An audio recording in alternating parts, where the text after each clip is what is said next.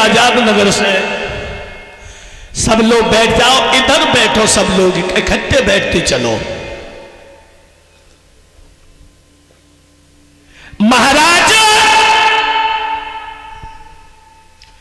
प्रियव्रत जो हुए हैं, इनके छोटे भाई हुए हैं उत्तानपाद, जो ये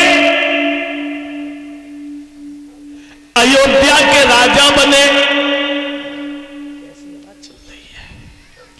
और जब ये अयोध्या के राजा बने हैं, शासन को बड़े प्रेम से चलाने लगे। और जब ये शासन को चलाने लगे हैं भक्तों,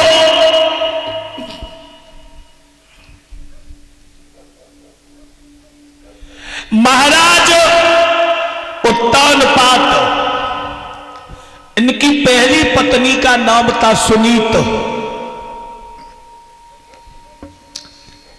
सुमानी अच्छी और नीत मानी अच्छे विचारों की। महाराज उत्तानपाद जो है बहुत अच्छे राजा हैं। पत्नी का नाम है सुनीत। परीक्षित जी, सुनीत उसे बोला जाता है जिसके सुंदर विचार हो। दूसरी रानी थी सुरुचि। सुरुचि का मतलब है अपने मन से हर काम करना, अपने मन से जाना। जैसे देखा है ना आजकल, एक बहन वो होती है, शादी होकर के ससुराल में कोई बिटिया आई गई तो इतना प्रेम करती है ससुराल वालों से, देवर हो, जेठ हो, पति हो, सास हो, दौरानी हो, सब पूरे परिवार को इकट्ठा लेकर के चलती है। वो सोच रही है कि मेरा परिवार कहीं बिखर ना जाए। अगर किसी ने कुछ कह दिया सुन ले, पूरे परिवार को अपने में संभाले, उसे ही बोला जाता है सुनीत। और सुरुचि, उनको तो फिर मामला ही दूसरा है। दौरानी जेठानी सबसे झगड़ा, उसे बोला जाता है सुरुचि। भक्तों,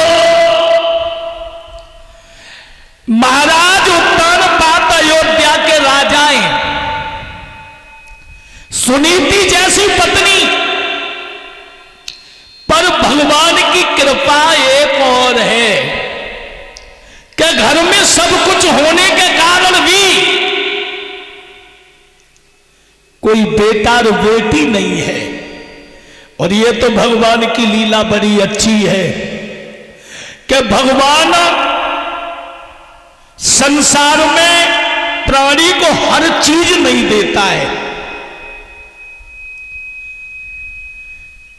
रंग कहे सुख राजा कुंवारी,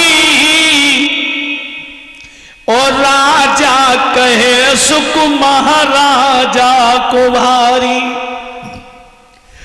महाराजा कहे सुख इंद्र को भारी, और इंद्र कहे सुख शंकर को भारी। और शंकर कहे सुख ब्रह्मा को भारी, और ब्रह्मा कहे सुख विष्णु कुमारी। अरे संत सभी विचार करें, और संतोष बिना हर जीव दुखारी। जिसके घर दौलत है, सब कुछ है, अगर उसके हृदय में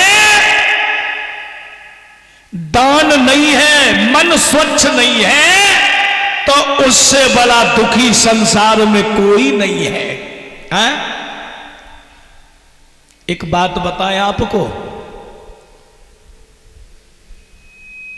कछु कछु घर हमने ऐसे देखे हैं कि उस घर की बहन बेटियां जी सोचती हैं कि हमारे घर से कोई साधु संत आवे तो भूखो नहीं जावे, और जो बने सो हमसे दान में ले जाए। और कछु कछु घर ऐसे ही कि वे सोचते हैं कि कोई दरवाजे पे आए न जाए। और परिचित एक बात बताएं, हम तो वृंदावन मथुरा में जाते रहते हैं, ऐसी ऐसी धर्मशालाएं हैं, वृद्धाश्रम हैं। मैं कहता हूं कि हे परमात्मा, इन अमीर लोगों से हमारे गरीब लोग फिर भी बढ़िया हैं, जो अपने माता पिता की सेवा तो कर रहे हैं। उन वृद्धाश्रम में देखा जाए तो बड़े बड़े घरों की माताएं वृद्धाश्रम में रह रही हैं, और हमारा भाई फिर भी अच्छा है कि अपने माता पिता की सेवा कर रहे हैं। और संसार में सबसे बड़ा धनवान वो ही होता है जिसने अपने माता पिता की सेवा कर ली। इससे बड़ा दुनिया में कोई तीर्थ नहीं है। सबसे बड़ा यज्ञ धर्म यही है। अब कछु कछु बिटियां कहा कह देती हैं, जटुकरी सेवा हम करें, हमें गारी और देती है। कभी सास ससुर ये नहीं चाहते हैं कि हमारे लड़का बहुत दुखी रहे, कबू ना है। और सास ससुर तो बिना पैसा के नौकर हैं। कभी देखना, एक नौकर को कर लो घर पे, 8 घंटा ड्यूटी बजाएगा, और शाम भाई 5 बजे वहां सोटा उठाओ, मोटरसाइकिल उठाई चू गो। और जब माता पिता तो ऐसे कि सबई रात पहरेदारी पे, सबई रात में हमारी 3 बजे आंख खुली और हम जग गए। जग का गए, जो सांडवा लड़का जी तो परेशान कर दो, जने का वोल्टेज बढ़ाए थे, जने कहा कर दो उस पंखा फूक गो, और वो मच्छर ने खाए, वो शुरू करो। हमने कही अब भाज के जहां आए, लाइट जलवाई और वहां पहुंचे।